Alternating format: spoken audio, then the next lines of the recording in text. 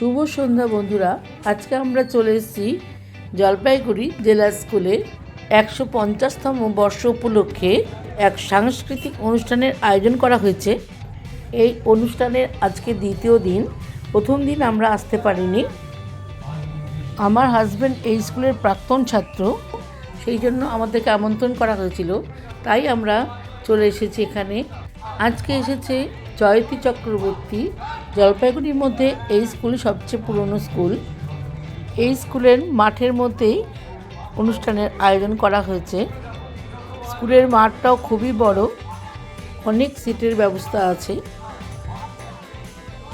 আমরা যখন এসে পৌঁছালাম তখন নাটক হচ্ছিল, এরপরে হবে জয়তী চক্রবর্তীর গান।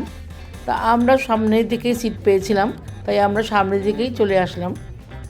আগে অনেক রকম অনুষ্ঠানের আয়োজন করা হয়েছিল বলে জয়তী চক্রবর্তী আসতে একটু দেরি হয়ে গেছে, তাই আমরা অনেকক্ষণ ধরে অপেক্ষা করছিলাম। রাত্রিও অনেক হয়ে গেছে, ঠান্ডাও খুবই পড়েছে।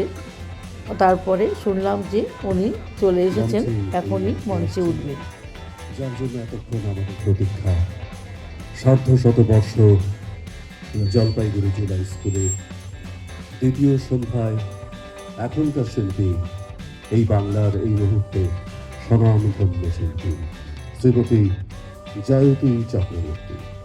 আমরা মঞ্চে তাকে বরণ করে নেব প্রাক্তনীদের পক্ষ থেকে এবং শতবর্ষ কমিটির পক্ষ থেকে। শ্রীমতী জয়তী চক্রবর্তীকে মঞ্চে আমরা এখন বরণ করে নিচ্ছি।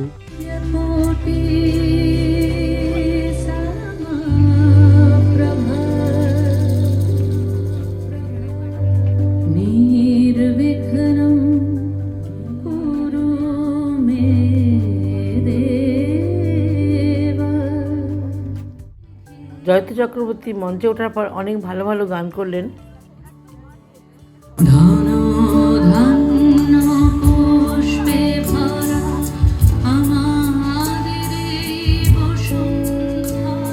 কিন্তু প্রচণ্ড ঠান্ডা পড়েছে, আর এতটাই রাত্রি হয়ে গেছে যে আমাদের বাড়ি যেতে হবে বলে আমরা তাড়াতাড়ি উঠে পড়লাম।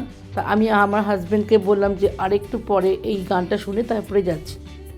গানগুলো এতটাই ভালো হচ্ছিল যে ওঠার মন একেবারেই যাচ্ছিল না। কিন্তু এতটা রাত্রির জন্য দেখেন সিটগুলো পুরো খালি হয়ে গেছে, লোকজন সব চলে যাচ্ছে, তাই আমরাও বেরিয়ে পড়লাম।